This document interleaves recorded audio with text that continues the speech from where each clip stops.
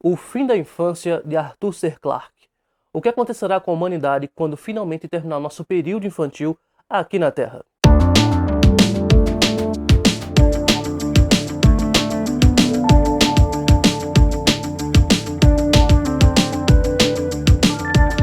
Os planetas um dia talvez vocês conquistem, mas as estrelas não são para o homem. Oi, eu sou Najjar Tahan e hoje nós vamos finalmente conversar sobre o livro de Arthur C. Clarke, O Fim da Infância. Bem, há algumas semanas atrás, talvez alguns meses, eu fiz o unboxing desse box aqui, o box Arthur C. Clarke, que vem com seus principais livros, sendo eles O Fim da Infância, 2001, Uma Odisseia no Espaço e, por último, O Encontro com Rama, que talvez seja o melhor livro de Arthur C. Clarke. Desses três livros, O Fim da Infância é o que compõe a minha lista principal de leitura desse ano. A minha lista, aquela lista, 12 meses e 12 livros, e se eu não me engano, esse é o 7º livro desta lista. E apesar de só agora eu estar fazendo a resenha do Fim da Infância, na verdade eu já estou lendo o último livro que compõe a minha lista. E se você quiser saber quais são os livros que compõem esta lista, eu vou deixar um link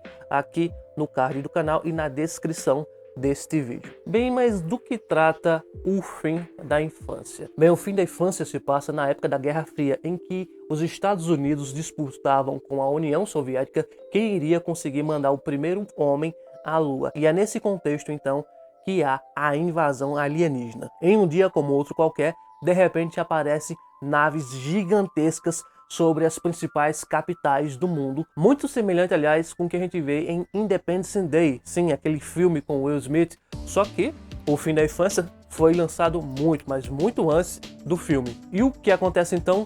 Essa raça alienígena vai tomar o controle da Terra. E a humanidade da Terra vai tentar realmente se defender, exatamente como no filme, só que nesse caso aqui não há o que se fazer.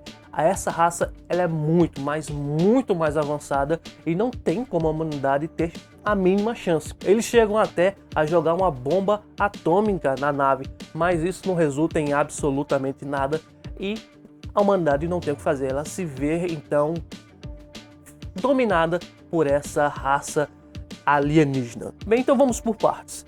Primeira coisa, o livro na verdade ele é dividido em 3 partes distintas. Cada uma seria uma geração específica da humanidade. Então nós temos assim que eles chegam, nós temos ali na metade mais ou menos, e nós temos então o desfecho inicial. Para organizar melhor as minhas ideias aqui nessa resenha, eu resolvi dividir o livro apenas em 2 grandes fases. A primeira fase, que é a fase da invasão, e a segunda fase, que é a fase da utopia. Então, ok, na primeira fase da invasão, nós então conhecemos os Senhores Supremos. Na verdade, esse termo Senhores Supremos, que se designa os alienígenas, não são eles quem ditam isso para os humanos. Na verdade, são os humanos quem ditam isso a eles, ou seja, os humanos que põem esse apelido carinhoso nesses seres supremos, desses alienígenas que estão tomando conta das coisas. E uma coisa curiosa é que essa invasão, diferente de tudo que a gente está acostumado a ver, ela não tem violência alguma. A humanidade acaba perdendo a sua liberdade para esses seres cósmicos, mas não existe nenhuma grande guerra assim. Eles simplesmente veem que não há o que se fazer e já com medo de uma grande represália, eles se entregam. Nós temos então uma característica bem incomum para esse tipo de história.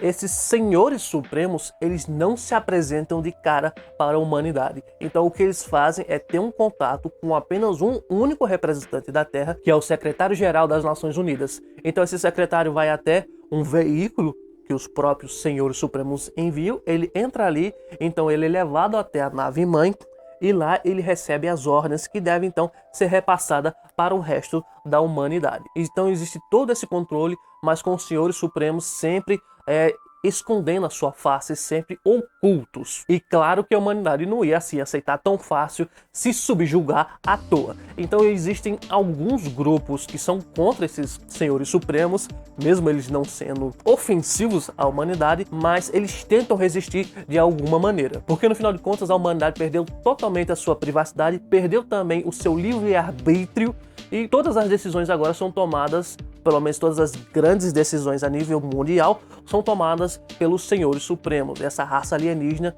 que agora comanda a humanidade. Então nós temos as tentativas desses grupos de tentar fazer alguma coisa contra os senhores supremos, eles tentam inicialmente desmascarar a forma deles, mas no final das contas todas essas tentativas são frustradas. Bem, e é nessa fase ainda da invasão que os senhores supremos dão as suas demonstrações de poder. Por exemplo, existe uma regra bem clara que os senhores supremos impõem à humanidade: os maltratos aos animais devem acabar imediatamente. E o que acontece? A humanidade não dando muita trelha, já que os senhores supremos até o momento não tinha feito nenhuma ação. E a humanidade o que é que faz? Bem, já que os senhores supremos não tinha feito nenhuma ação assim enérgica e direta para conter a humanidade, ou para punir a humanidade sobre as suas ações, eles meio que dão, né? E daí? Vamos continuar do jeito que tá. Então, eles dão a sua primeira demonstração justamente em uma tourada. Na Espanha, como eu acredito que todo mundo saiba, existe o costume e a tradição de se matar bois nas ditas touradas. Essas touradas são bem famosas no mundo todo e a crueldade que esses animais passam também é famosa no mundo todo, mas geralmente as pessoas não falam muito a respeito dessa parte. E quando há essa primeira tourada, que o rapaz lá vai e mata o boi, então todo mundo sente a dor daquele animal sendo morto, a dor de morrer, e pronto. É só isso que precisa para que toda a humanidade acabe ali mesmo todo e qualquer tipo de maltrato aos animais. E ainda nessa fase, eles vão e terminam com todas as guerras, com toda a discriminação. Vence então o que eu chamo de segunda fase, a fase da utopia. Como eu disse, as guerras foram deixadas para trás. As doenças, com o implemento da tecnologia que os seres supremos deram à humanidade, também ficaram para trás. Não existem mais doenças. O incremento na tecnologia humana deu um salto astronômico, porque os seres supremos, apesar de não interferirem diretamente na humanidade, eles deram muitas ajudas. Então essa ajuda disparou e muito, porque qualquer coisa de um ser supremo para nós que somos primitivos seria algo quase que mágico. E de fato algumas dessas tecnologias são coisas quase mágicas. Além disso, aboliu-se a discriminação de vez agora e a fome simplesmente não existe mais em nenhum país. Além de tudo, uma coisa que acabou incomodando a humanidade no início é que não existem mais fronteiras. Não existe mais o conceito de país. É tudo agora só planeta Terra. E com a elucidação de muitos fatos da natureza e com a descoberta de muitas coisas da história agora, sem nenhum tipo de dúvida, graças à tecnologia dos senhores supremos, acabou que as religiões morreram nesse processo. Entretanto, como efeito colateral, a criatividade da humanidade acabou se erodindo com o passar do tempo. Já que os senhores supremos davam as principais tecnologias mais avançadas, a humanidade não sentia-se mais muito afim de buscar novas coisas, de criar algo novo. Então meio que a humanidade entrou num estágio de preguiça, um negócio mais morno, em que não se evoluía mais tanto assim para frente. Eles estavam então num estado de deleite eterno. Sim, é também nessa segunda fase em que os senhores supremos finalmente se revelam à humanidade e se mostram como eles realmente são. E por fim, finalmente os senhores supremos revelam qual é o seu objetivo final. E qual é esse objetivo? Eu não vou dar esse spoiler aqui, né? Bem, então tem umas considerações sobre o fim da infância. O fim da infância é bastante satisfatório. Não é nada muito incrível, mas certamente é algo um tanto inesperado. É algo transcendental. E se você quer começar a ler Arthur Clarke, o ideal é que você comece realmente pelo O Fim da Infância, segundo os fãs deles mais raiz. Porque esse livro aqui seria o livro mais acessível, mais fácil de ler. Depois então você deveria ler 2001, Uma Odisseia no Espaço, para finalmente ler o que dizem ser o melhor livro dele, O Encontro com Rama. E esse é um dos motivos que eu indico que você, na verdade, compre o box que já vem com esses 3 livros, que são os 3 principais livros de Arthur C. Clarke, porque na verdade vai sair mais em conta no final das contas. Bem, talvez você esteja achando que essa minha descrição do final de O Fim da Infância seja um tanto morna. É porque é um tanto difícil descrever sem dar grandes spoilers desse livro.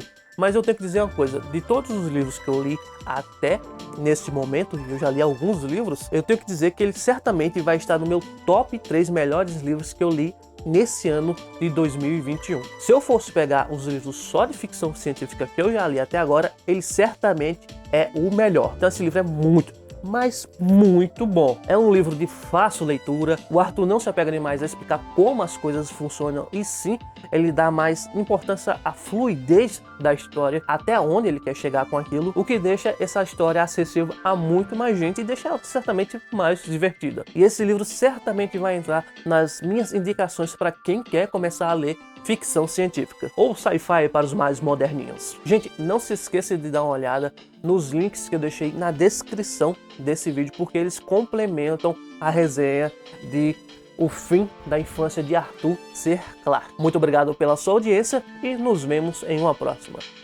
Tchau!